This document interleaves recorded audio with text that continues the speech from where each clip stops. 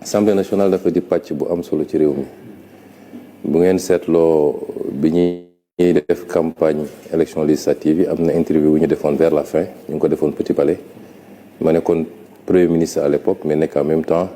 tête de liste Pastef mu am développement yu gudd yu ma waxoon ci solos Assemblée nationale jàpp nag ni bëri na ay pàcc yoo xam ne ba léegi Assemblée nationale jëmmalagu ko ñëpp jàppoon ni sax bu ñu génnee ci élection yi bu Pastef gagné damay dem assemblée muy woo nit sama bëgg-bëgg ci jamono jooju mais bi ñu waxtaanee ci biir parti bi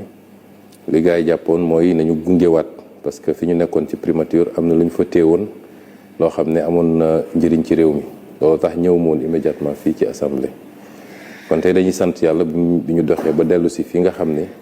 suñu kër naturel la par rapport ak li ñu war a mën a jëriñ ci projet bi fi mu toll nii.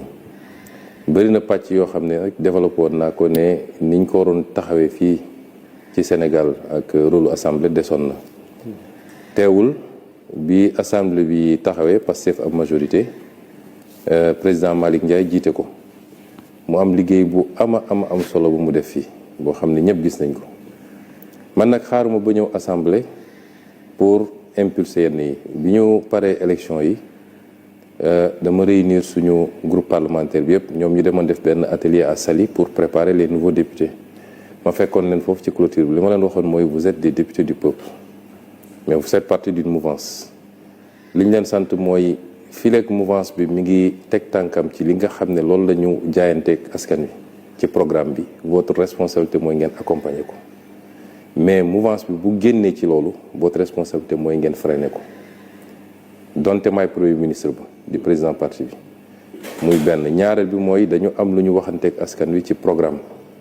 te loolu programme bi pendant 10 ans d'opposition dañ ko martelé bind ko ci suñuy téere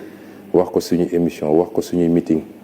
kon tey suñu yàlla mais ñu am majorité exécutive am majorité législative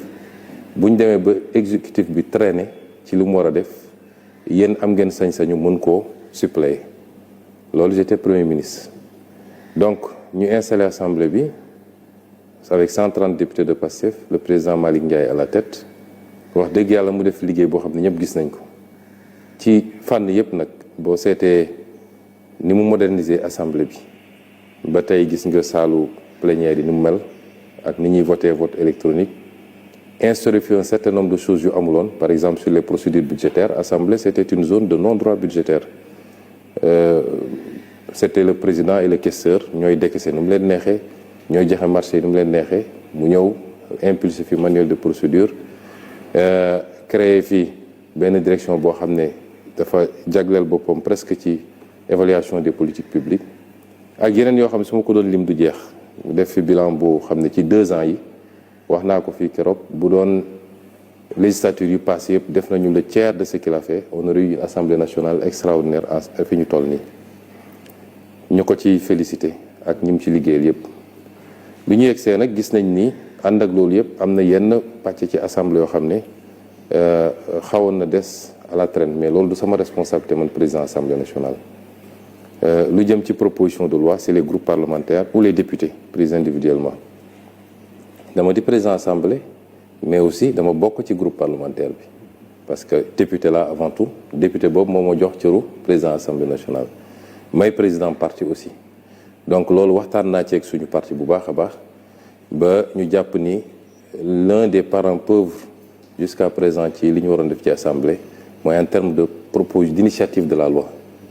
des na boo demee fu mel ni France